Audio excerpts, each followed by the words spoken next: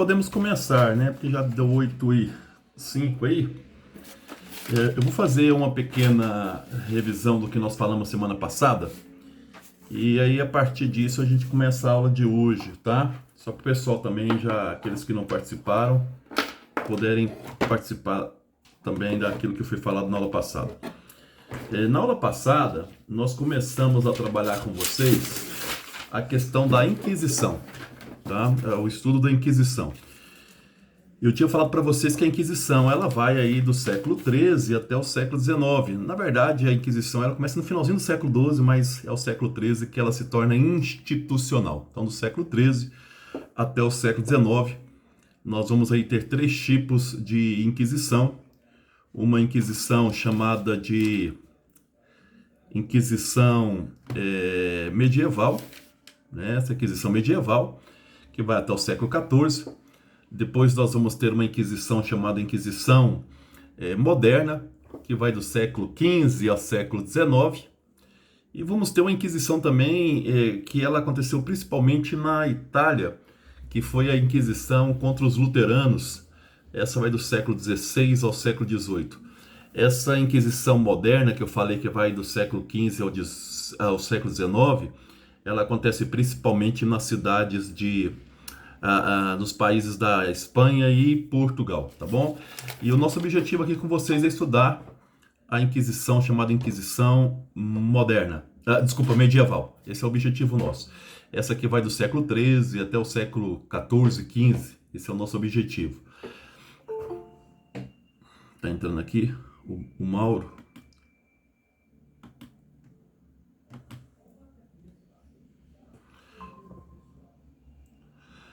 Vamos lá então.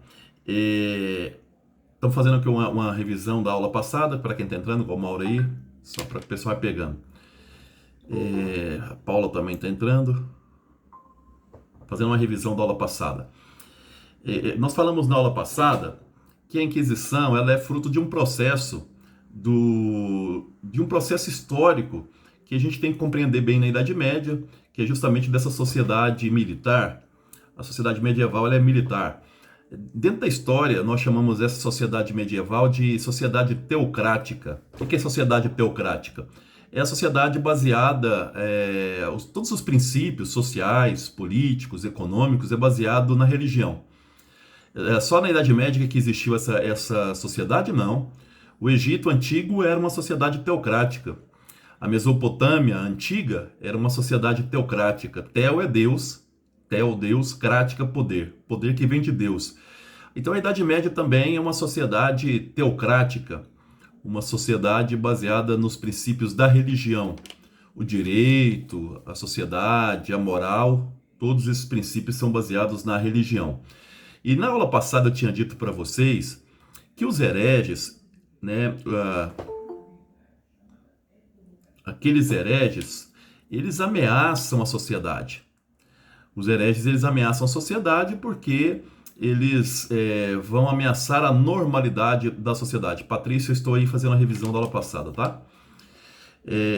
Então, a gente percebe que esses hereges, aqueles que não pensam de acordo com a religião oficial, ameaça aquilo que é normal dentro da nossa sociedade. Então, ao longo dos séculos, a igreja foi procurando combater esses hereges. Eu disse na última aula que o problema é que os cristãos, eles afirmam, né, seguir Jesus Cristo. E o problema é que Jesus Cristo nunca mandou ninguém matar, ninguém perseguir ninguém em nome dele.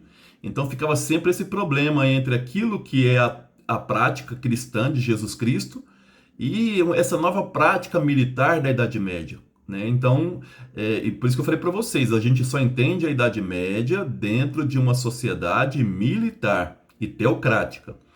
É uma sociedade que acredita que os hereges representam o próprio demônio, representam o próprio mal, e esse mal tem que ser eliminado da sociedade. Fora disso, a gente não compreenderia essa situação.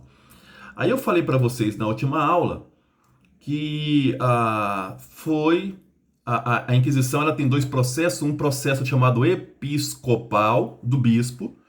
Essa primeira Inquisição ela vai ser criada principalmente aí a partir do Concílio ou do Sínodo de Verona, 1184, em que a igreja ameaça de excomunhão e confisco dos bens, mas principalmente vai aí pedir para que os bispos, pelo menos 2 vezes por ano, eu falei isso para vocês, 2 vezes por ano, procure os hereges, né? Isso foi a partir do concílio do Sínodo de Verona na Itália, que deveria procurar esses hereges. Então está nascendo aí o que nós chamamos da Inquisição Episcopal, dos bispos, a Inquisição local. Depois, a igreja, através de um papa chamado Gregório IX, esse Gregório IX é o mesmo papa que mandou construir a igreja de São Francisco, né? Ele era um dos protetores dos franciscanos. O Papa Gregório IX, em 1233, ele vai então criar a Inquisição papal. Aí toma cuidado, porque essas datas elas nem sempre batem. Alguns falam que esse Papa criou a Inquisição papal em 1229, com o Concílio de Toulouse. Outros falam que foi em 1231, mas na verdade foi com a bula chamada Licet ad Capiendos, que na verdade é permitido permitido pegar. Depois eu vou colocar o nome dessa bula para vocês. Com essa bula, esse Papa Gregório IX ele vai criar a Inquisição papal. Os juízes do Papa tinham que andar em comunhão com os juízes do bispo. Não podia ser um processo diferente, tá? Eu sempre lembro assim, quando os casos são menos graves, o bispo toma conta. Quando o processo ele envolve toda a igreja, aí quem toma conta é os juízes papais. Pessoal, na última aula também, eu falei que a Inquisição não era um tribunal físico. Não existia uma sala em Roma, por exemplo, da Inquisição. A Inquisição ela sempre foi juízes, seja dos bispos ou seja do Papa, que iam até determinado lugar para julgar as pessoas. Não tinha um lugar específico. O tribunal chamado de Santo Ofício, ele só vai existir no século XVI, tá? Só século XVI que vai aparecer um tribunal chamado Santo Ofício. Lógico que antes o nome já existia, Santo Ofício, mas um tribunal mesmo, para questões da fé, só aparece na igreja na Idade Moderna, século XVI. Nesse momento são juízes que vão de um lado para o outro para poder julgar essas causas da Inquisição. Na última aula eu lembrei para vocês também que o uso da tortura só começou a partir de 1252 com o Papa Inocêncio IV. 1252, a Inquisição tinha 20 anos quando o Papa vai autorizar o uso da Inquisição, tá bom? Isso em 1252 com o Papa Inocêncio IV. Quem está entrando agora a Cirlei e o pessoal, eu estou fazendo uma revisão da aula passada. Nós terminamos então nesse processo da aula passada nessa questão. Hoje nós vamos então trabalhar com vocês os procedimentos da Inquisição, né? Como é que a Inquisição trabalhava, quais eram os procedimentos dela. Mas antes de falar dos procedimentos, nós vamos lembrar que a igreja na Idade Média ela está já bastante desenvolvida. E aos poucos, na verdade desde o século IV, a igreja vai desenvolvendo um direito próprio. Esse direito da igreja, vocês conhecem ele como direito canônico. Desde o século IV, esse direito começa a aparecer. E ele desenvolveu muito também no século VI, com um imperador chamado Justiniano. Então a igreja vai desenvolvendo esse direito da igreja. E o século XII foi o grande desenvolvimento desse direito canônico na igreja, as regras da igreja. Qual que era o grande objetivo do direito canônico?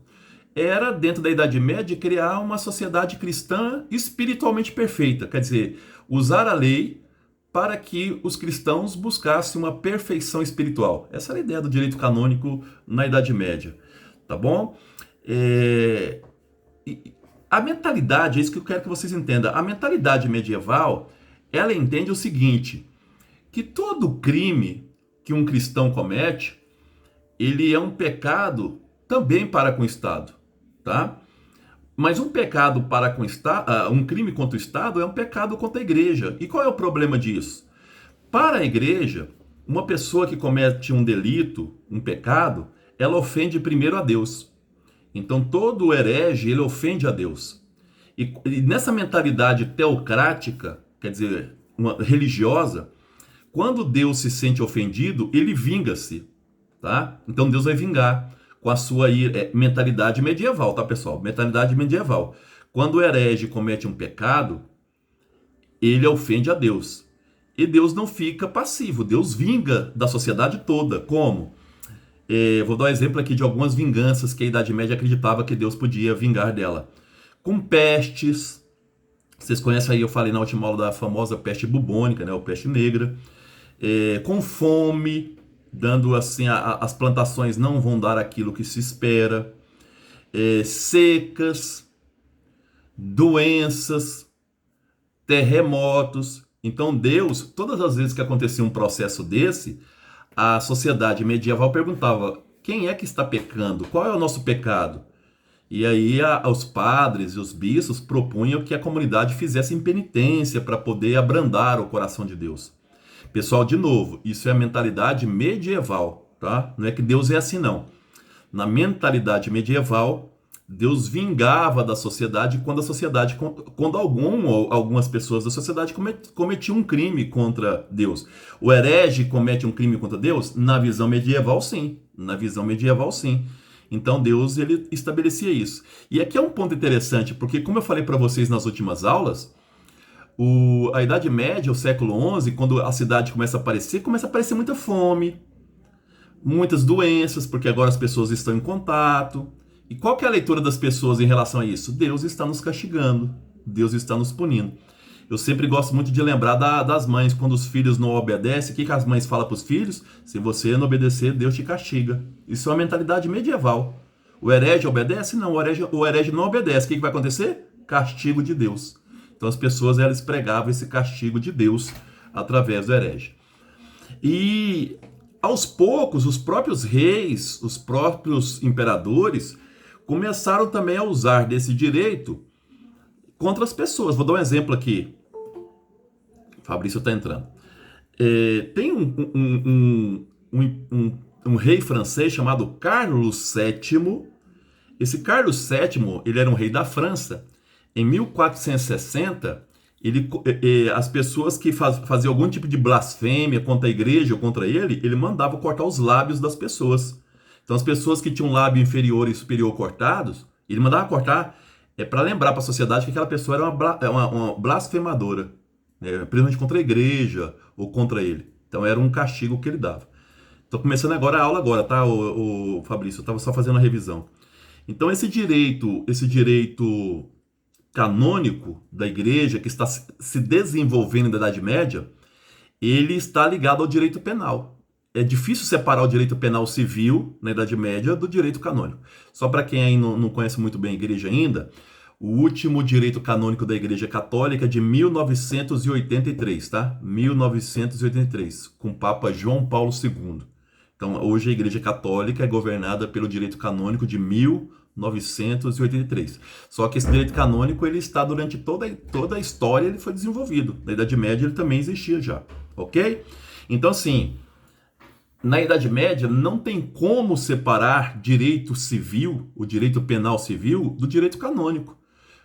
Pecou contra a igreja é crime contra o Estado. Cometeu um crime contra o Estado é um pecado contra a igreja. Está muito ligado a isso. De novo, por que, Guto, disso? Porque a sociedade medieval é uma sociedade teocrática, é baseado na religião cristã, tá? Teo, Deus, crática, poder que vem de Deus. Então tudo está ligado à religião, não tem como separar essas duas coisas, tá? E aí vem a Inquisição. O que a Inquisição é? A Inquisição, portanto, o objetivo dela primeiro, não é eliminar os hereges no sentido de matar, não. Eu vou frisar isso várias vezes. Hoje, não é só a gente da Igreja Católica, não. Todos os pesquisadores, historiadores, estão conscientes que o número de pessoas que foram mortas na Inquisição foram poucos. Não é isso tudo que se fala. Porque o objetivo da Igreja não era matar. O objetivo primeiro da Inquisição é salvar a alma da pessoa. Como é que você salva a alma da pessoa? Fazendo com que ele reconheça o erro e peça penitência. Esse era o objetivo da Inquisição, tá? Isso não justifica, né? Que não estou justificando que uma morte era boa, não. Toda morte é ruim mais nesse processo que nós estamos trabalhando aqui, tá bom? Mas a ideia da igreja é o seguinte: se a gente faz. A Inquisição pensava assim: se a gente consegue converter um herege, se ele deixa de ser herege, nós vamos receber as bênçãos de Deus. Teremos menos pestes, teremos menos fome, teremos menos seca. Essa é a mentalidade medieval. Então, as pessoas passam a identificar no herege um mal que tem que ser eliminado. Como é que é? A primeira eliminação é a morte dele? Não, a conversão dele. Ele tem que se converter. Ah, mas ele não quer se converter. Aí sim, a morte. Mas a ideia primeira é a conversão do herege, a salvação da alma, tá? Guto, então quer dizer que até no último momento, a fogueira está quase sendo acesa. Se um herege falasse, eu estou arrependido, ele não era queimado? Não era. Ele tem até o último momento, antes de acender a fogueira, para dizer, eu estou arrependido. Tá? Então, sim, a igreja ela buscava essa salvação, e caso esse herege não se convertesse, a igreja, não a igreja, já falei para vocês, a igreja julgava, o Estado cumpria a sentença, porque a igreja e o Estado estão unidos aí no que eu falei para vocês, ok? Eu vou falar aqui, dentro da lei medieval, dentro do direito canônico, quais são os principais delitos. Delitos é crime, tá? Quais são os principais crimes que existiam na Idade Média, usado pela igreja, principalmente em relação à igreja. Primeiro é chamado de delitos contra a fé. Esses são os mais graves. Por que mais graves? Porque a sociedade é uma sociedade religiosa. Quais são os delitos contra a fé? Tá? Vou falar de alguns deles aqui. Heresia, cisma. O que é cisma? É quando você não está em comunhão com a igreja. Se eu vejo muito nas redes sociais aí as pessoas dizendo, esse Papa eu não sigo ele. Essa pessoa é cismática, porque a Igreja Católica ela está unida, todos nós estamos unidos em comunhão com o Papa. Não é isso que se reza nas missas aos domingos? E nós estamos em comunhão com o Papa, em comunhão com o Bispo.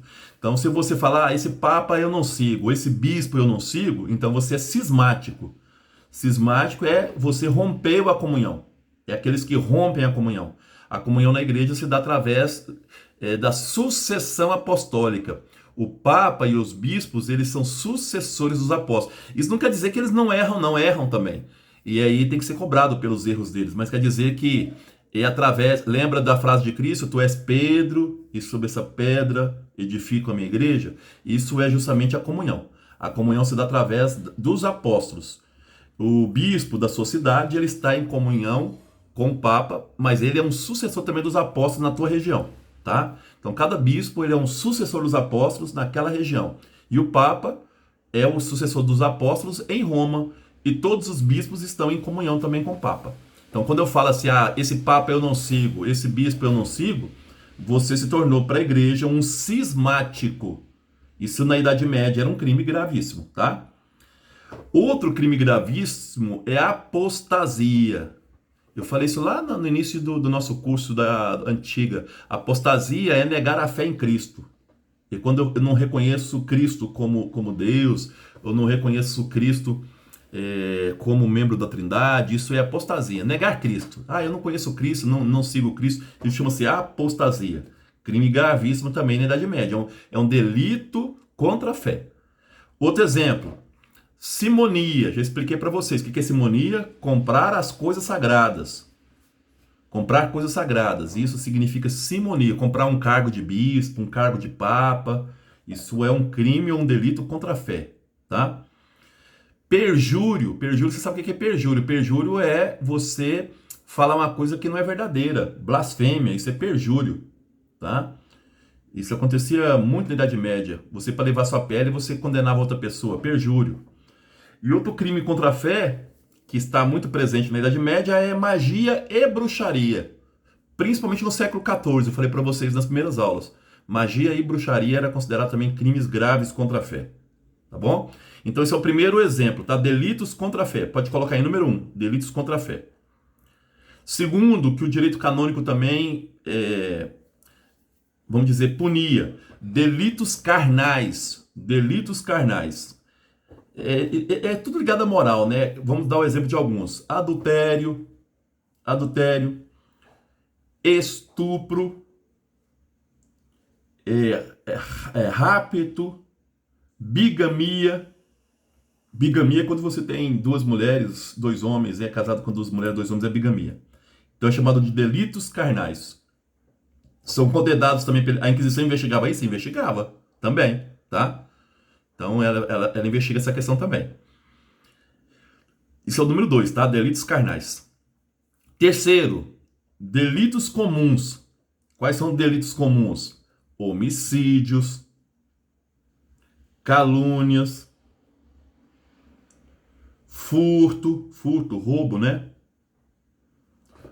Você causar incêndio, queimar a casa de alguém, isso tudo era crime, chamado crime comum, delitos comuns. A Inquisição também julgava isso? Julgava também. Você vê que a Inquisição é um tribunal amplo.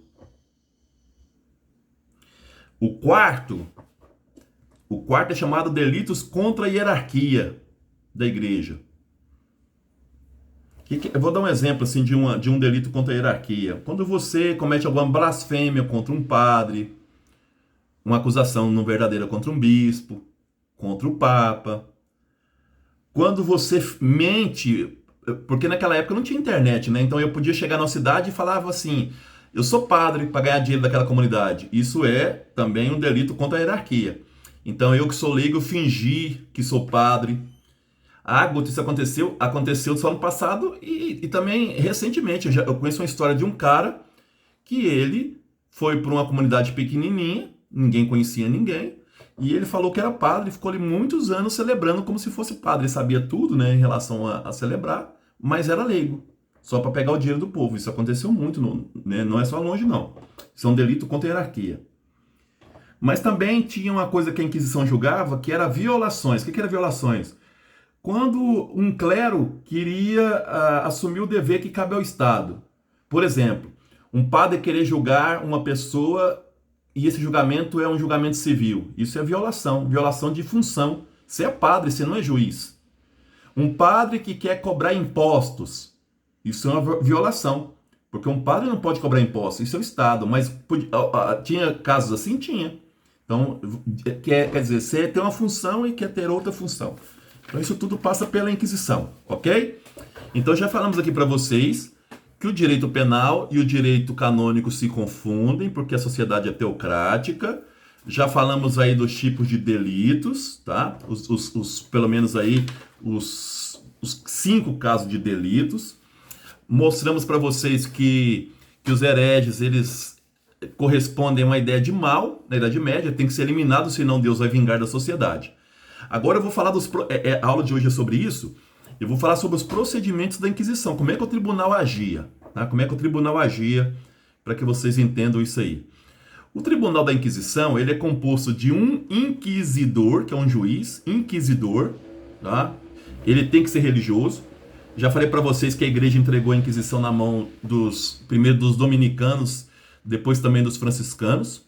Um inquisidor.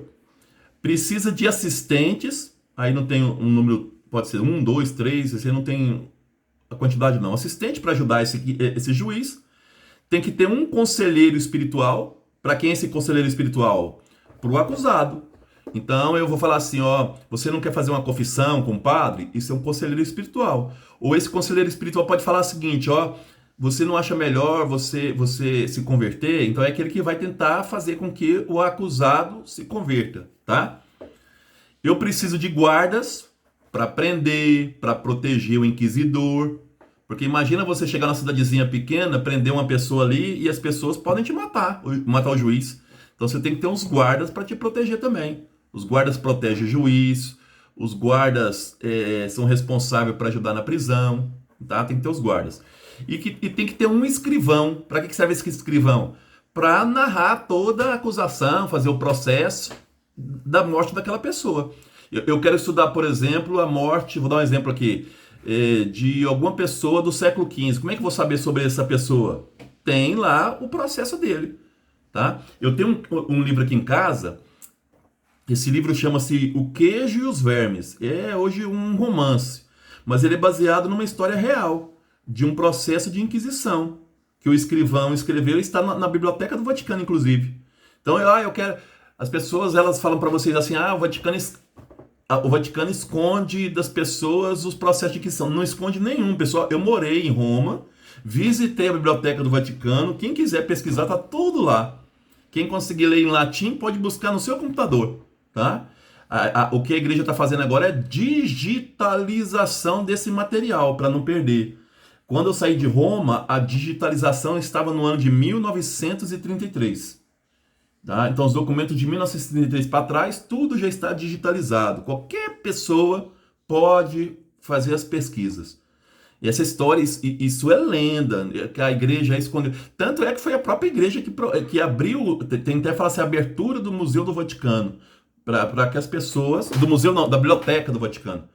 Tá? Isso está tudo lá. A igreja, os papas reconhecem os seus erros do passado. Já João Paulo II pediu perdão, depois veio o Bento XVI pediu perdão, Papa Francisco veio pedindo perdão. Quer dizer, a igreja sabe onde ela errou, onde ela acertou, ela vai fazendo esses trabalhos, tá bom? Papa Francisco é um dos papas, onde fez 9 anos do pontificado dele, é um dos papas que está cortando na carne. Ele fica extremamente triste quando vê que um padre é corrupto, um padre é pedófilo. Ele sofre muito com isso, mas ele não esconde debaixo do tapete. Ele manda julgar. Tem muita gente presa no Vaticano, porque vocês não sabem disso. Padres presos no Vaticano. Teve um bispo na Alemanha que saiu notícias dele com um carro de luxo. O que aquele papa fez? Ele hoje não é bispo mais. O papa fez ele renunciar, tá? Porque estava andando com um carro de luxo. Então, essas histórias, a igreja, nada, qualquer processo, tá? Você acha onde que esses pesquisadores fazem pesquisa sobre a Inquisição? Nos arquivos da igreja. Estão todos lá, qualquer um pode pesquisar. Tá? Hoje a igreja ela está muito aberta em relação a isso. Eu falo você está falando que você não estava sabendo. Eu morei lá, vi todas essas coisas que eu estou falando para vocês. Tá bom? Não existe esse processo